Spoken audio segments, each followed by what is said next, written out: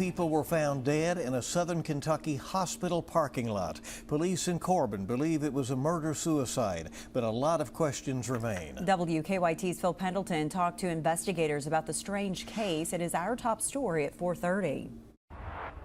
Police here in Corbin say this is a very unusual case. What started was the discovery of two people inside a van at the Baptist Health Hospital in Corbin on Friday night, very late, sometime after 11 o'clock when hospital security was making their rounds. Then they discovered that it was actually two people dead inside a van. A murder-suicide was their cause of death, but still a lot of questions regarding the circumstances that led up to their deaths.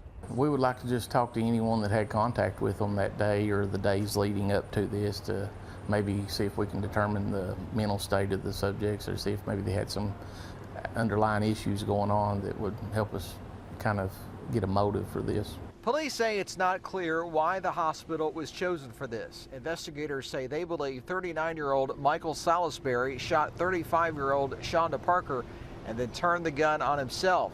Police say both were shot in the head. The two had children in common and had been in a relationship. Police say that no one apparently heard the gunshots. They were simply notified by hospital security when a passerby noticed the two people slumped over in the van.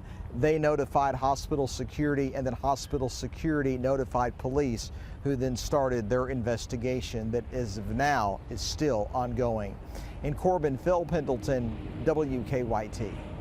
And police say they were able to use social media to locate Salisbury's family.